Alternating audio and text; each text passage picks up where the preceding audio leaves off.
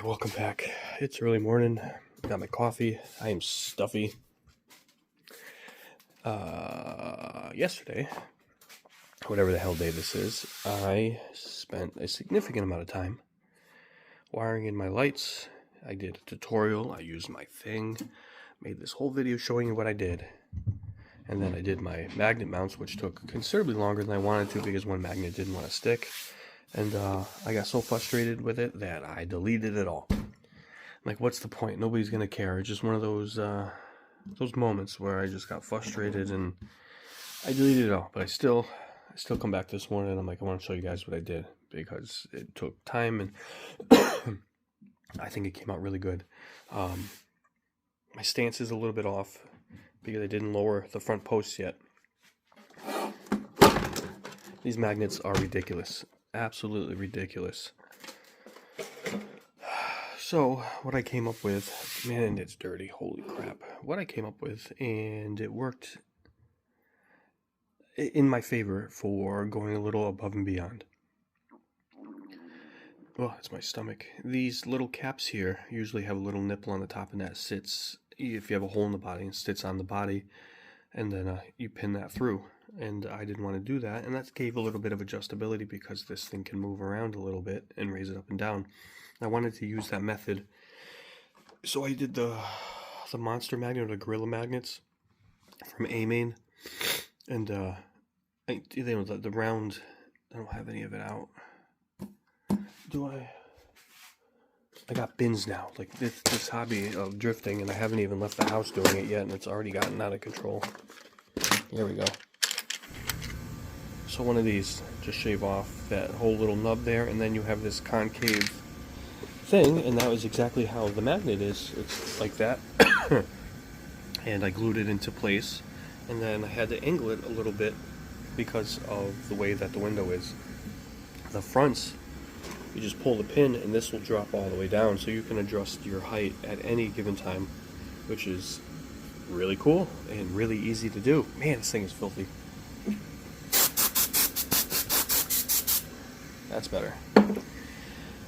So that worked very well and gave me the chance to run a really deep dish wheel, and with ugly offset or ones that was small offset, and I can just raise the body up and down, and I have already done that and it works.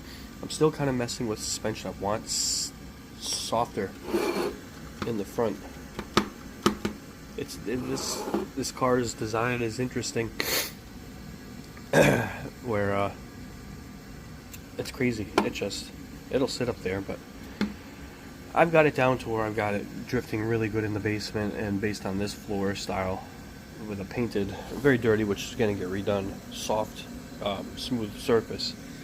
These tires I think are too hard, too easy to drift out, but you can drift really slow and it makes a difference, and it's fun. And again, I have multiple tires. These are the ones I was using originally. These rims came on the MST because the offset worked. I put them on there, but these are almost too grippy. So I'm gonna mess around. I got some new silver dot tires from MST, and I got a couple other on the way. And these I think are made for carpet or something. So I got options.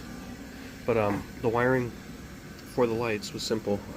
I just had to modify the plug and get rid of the extra wide just space, and it sits in position 3 here. And then I wired it down so it sits there. And then I have my plug on this end and everything.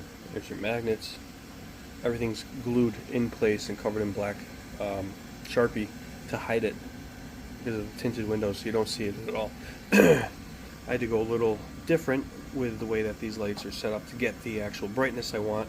If you have one of these, it's like a clamshell where you're supposed to drop the... Oh, hold on, I'm going to use my light, my mount here.